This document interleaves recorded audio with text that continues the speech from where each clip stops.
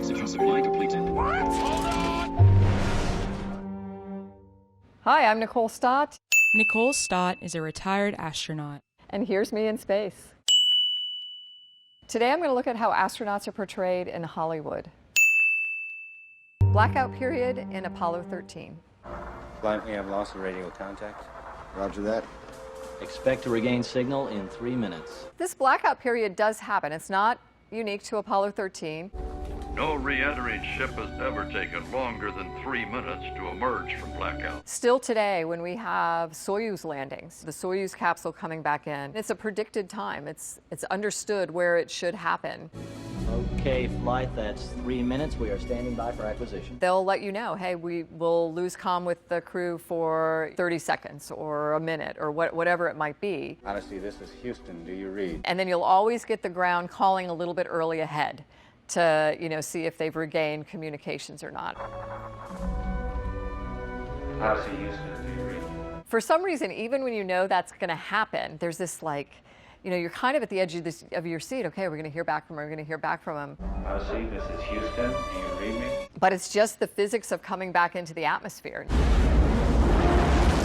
You've got this really hot plasma coming around the ship that ionizes the atmosphere and causes this disruption of, the ability to communicate. And then it stops and you can talk again. Hello, Houston. This is Odyssey. It's good to see you again. Wormhole travel, contact. Oh, God!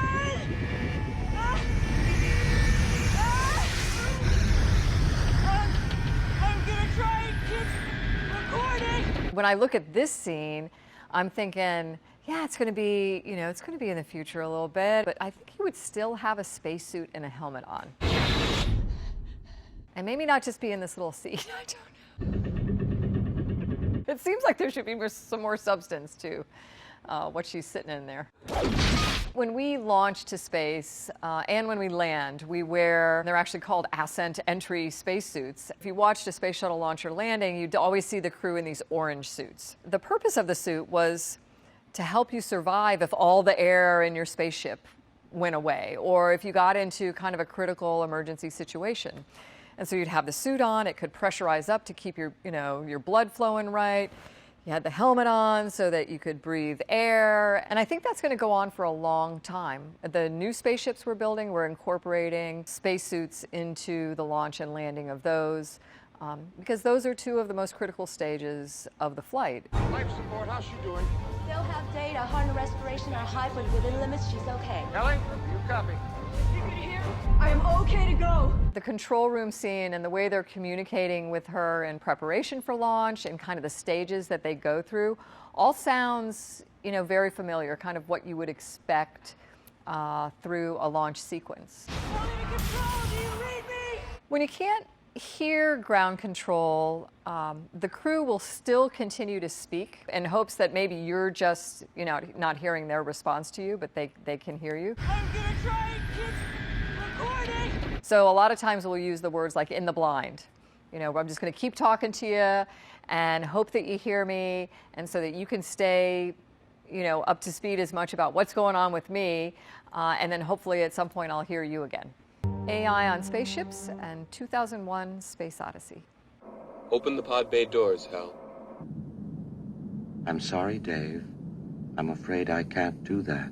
Right now, I think the current status of artificial intelligence or AI on our space missions is that we're not really saying we have AI in place. I think that will come. There's some things that we're testing. What we do have is automated control of things. Open the pod bay doors. And that's a great thing, because then the crew isn't having to interact all the time to maintain the systems or ensure that everything is good.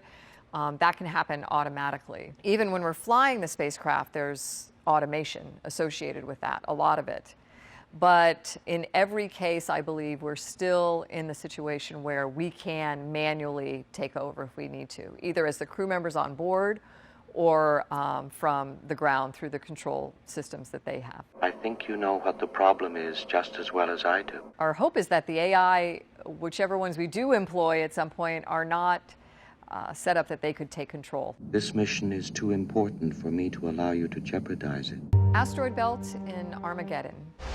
Everybody hang on. This could get a little rough. Engaging invasive radar.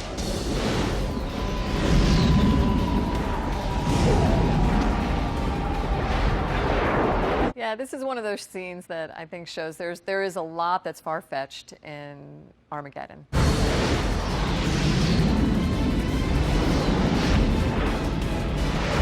Houston, we overshot our landing field. Land might not be the right word to use with asteroid. I think it's more like you're docking with it. You're intercepting it and then keeping pace and attaching somehow. Just because of the physics of an asteroid and the way it moves through space. And we're looking at how you do that. Right now we have missions that have gone to asteroids and small spacecraft that have gone there and done that and taken pictures and landed on it, I suppose. There's a lot of work going on right now into how we track asteroids, how we identify them, and then maybe even more importantly, once we know they're there, what do we do about them if they're, like in the scenario in this film, if they're actually coming towards Earth and could be a real threat to us. And they're looking at missions that could, resolve that for us. I think one thing as a crew member that bothers me when I watch scenes like this is absolutely a time when you would have your helmet on. Negative! Mayday, Houston, mayday! We've lost our CS! Some of the terminology that's used, like Mayday, Mayday.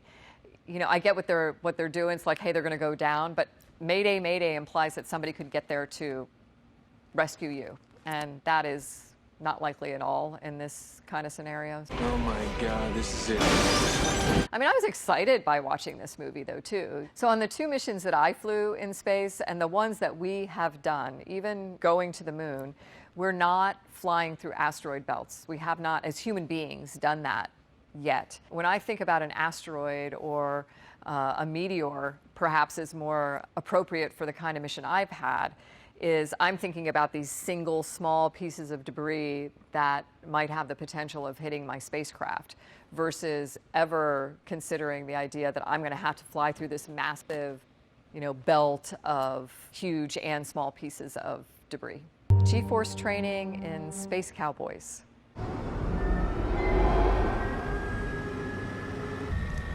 This thing moving?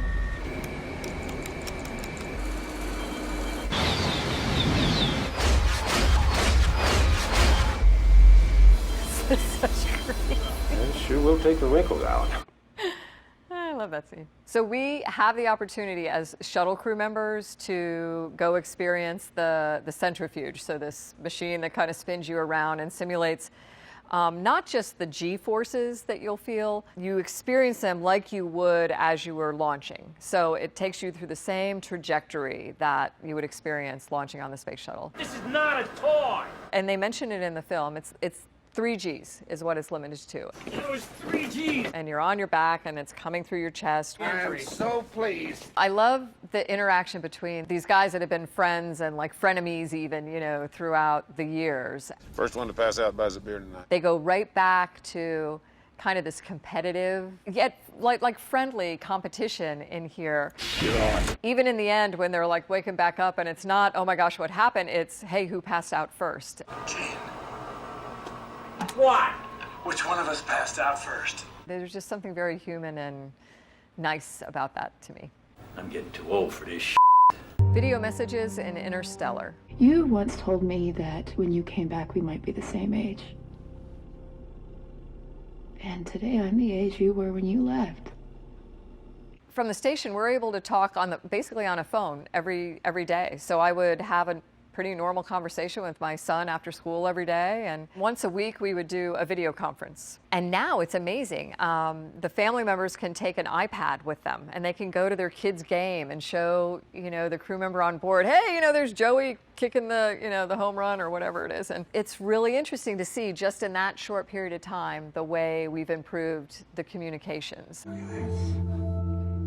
Your grandpa. Even in a delayed time frame, to be able to have that connection, home to our family or our friends, or even just to see, views of the planet will be really, really important. Orbital mechanics and the Martian. Intercept velocity will be 11 meters per second. I can make that work. distance at intercept will be 68 kilometers apart. They mentioned something about not having enough velocity, this difference in velocity.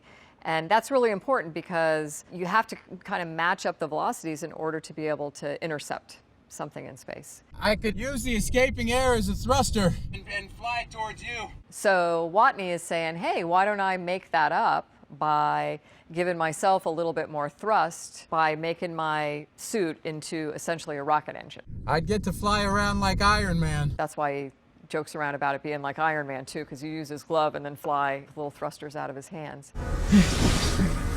And I like that they did this. From a control standpoint, it might be a lot more difficult than what they show, all they eventually show him kind of flopping around while he does it. But it's looking for a solution. It's like taking advantage of what the resources you have to try to overcome the problem that you're dealing with. Come on, guys, keep it together, work the problem. As long, I think, as that air is flowing by his hand, it's technically not exposed to the vacuum of space, just like the rest of his body isn't. 3.1 meters per second. He's still protected as long as there's that airflow. Oxygen in the spacesuit, red planet. Gallagher, oxygen supply depleted.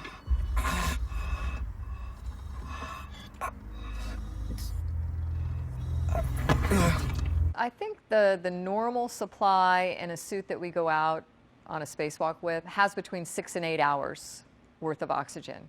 And how long that lasts will depend on how fast you're breathing, how hard you're working, but usually 6 to 8 hours. And then that's the normal, like, primary tanks. In case you did get a leak or something went wrong, we have some secondary tanks that are really intended for you to use them to get back into the station or to get to a safe place where you could either resupply or just, get back in. Those, I think, last for like half an hour. Replace your O2 canister immediately. The ground can monitor the systems in our suit. They've got telemetry to be able to tell us how much oxygen we have left. We've got little sensors on the suit itself and a little display panel right here that you can look down at. That if you push the buttons right, it can tell you here's how much oxygen you have remaining, the pressure, and the estimated time. Penningill, replace your O2 canister immediately. And then when it gets to a certain level, an audible alarm will go off in your helmet and let you know, hey, you're at this point. And then you would talk to the ground or your crewmates inside to decide what you do about it. On Mars, we're not going to be able to just go out without a suit on. Is it gonna hurt? Yeah. The atmosphere is not one that we can just breathe without any kind of protection or air supply. That's why in this movie it's kind of surprising that they, at the next stage where they open up their helmet and are breathing normally, that they didn't know that. I could breathe. I think they would have known that that was breathable air. Yeah, we go to Mars, we're going to have to be in spacesuits all the time outside. Wooden rocket, Wallace and Gromit.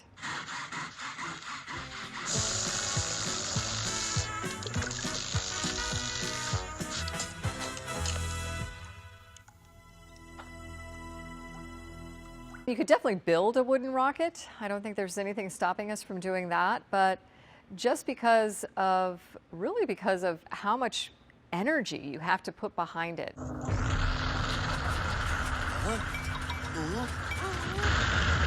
The spaceship would be at risk of catching fire anytime you ignited a thruster. I think structurally the wood just wouldn't hold together as you're going through all these different loads and accelerations that you would see go into space. Wallace and Gromit, they build, kind of that iconic looking rocket shape. And we actually, when we first started building rockets, we built them with that shape. If you look at the new spaceship that Elon Musk is proposing for going to Mars, it has that very iconic smooth and then the fins at the end.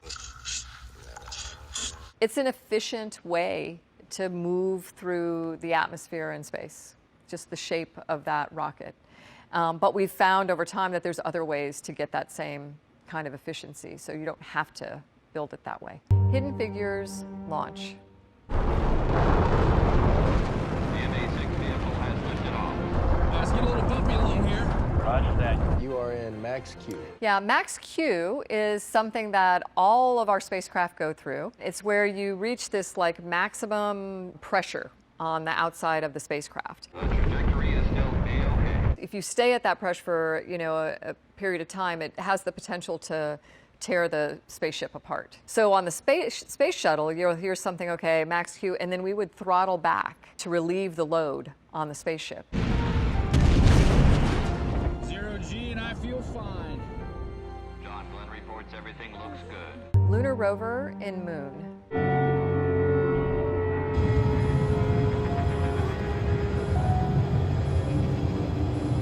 In this scene, I look at the rover and it looks totally believable. If you see the rovers that NASA is developing right now for our return to the moon and potentially even for use on Mars, they have kind of this bigger, bulkier look than the little, almost go-kart looking, vehicles we had in the Apollo missions. And they're meant to be vehicles that you could actually travel in and live in for some period of time without having to have your helmet on and using your space suit, and that you could go out from them and do excursions, on the surface. Launch Space Cowboys.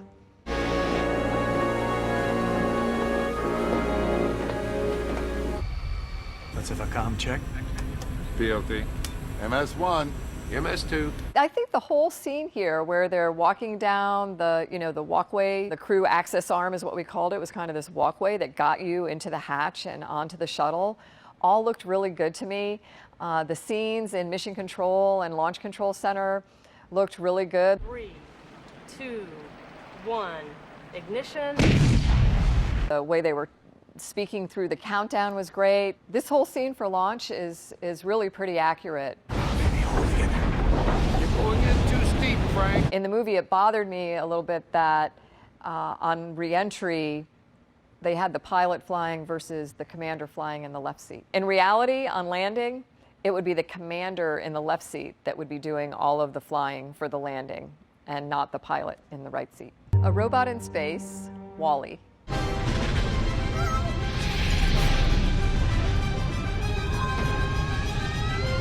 WALL-E's here, like clinging onto the side of the spaceship as it launches.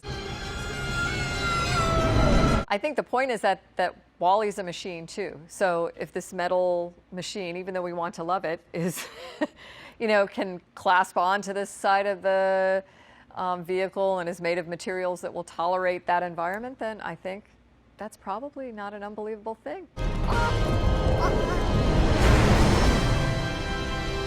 They'd ever be, the satellites that you see, the spaceship going through will ever be bunched up like that.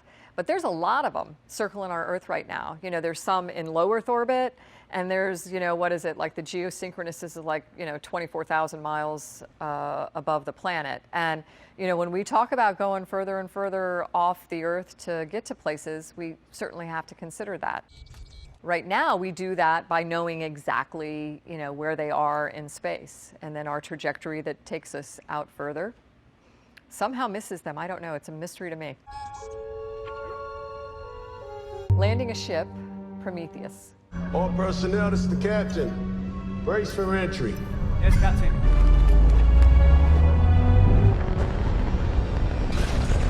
Engage landing sequence.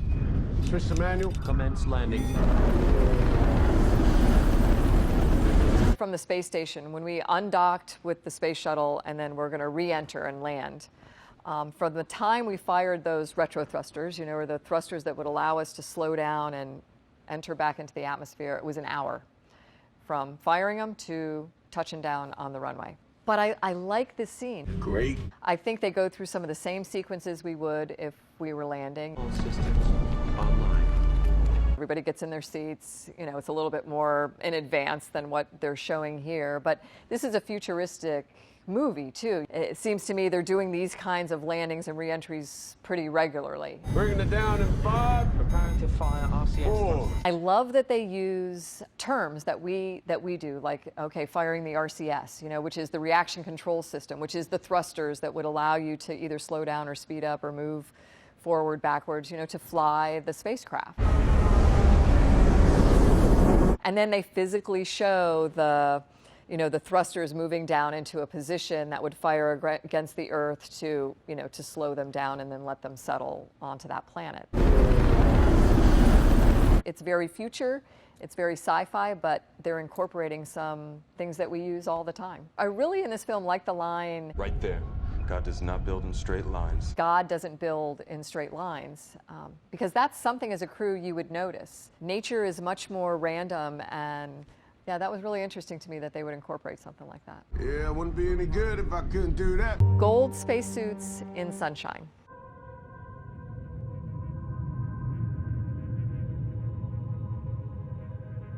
Our spacesuits are not made out of, you know, all gold material, but we do use the gold visors when we're going to be in the sun to protect our eyes from that solar radiation.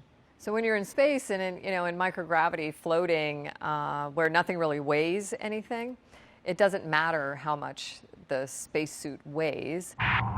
Affirmative, good image. You're still going to be able to move around in it easily. So we're not so worried about that. We're more worried about the materials and how it's going to protect you in that environment. I don't know that we're ever going to send people to the sun, but if we did, they might need gold spacesuits. Muppets, Pigs in Space. This is First Mate Piggy. I am finished cleaning the windows of the command capsule. Over. Did you get all the little meteorite splatters? Yes, it's spotless. I can see you two idiots perfectly through it. Oh. Over. Cleaning the space station happens all the time. I think we are just kind of perpetually doing it. You really get into the mode of just clean up after yourself as you go. And then on the weekends, we would have like a whole list of housekeeping tasks that we do. You know, the vacuum cleaner was a lot of fun. You can kind of fly around on the vacuum cleaner. It's time for you to take out the space garbage. Don't worry, my little feminaut. You don't have to take out the trash because I jettisoned it out the hatch yesterday. The way we deal with trash on the space station is that we have these cargo vehicles that have come up loaded with new supplies for us.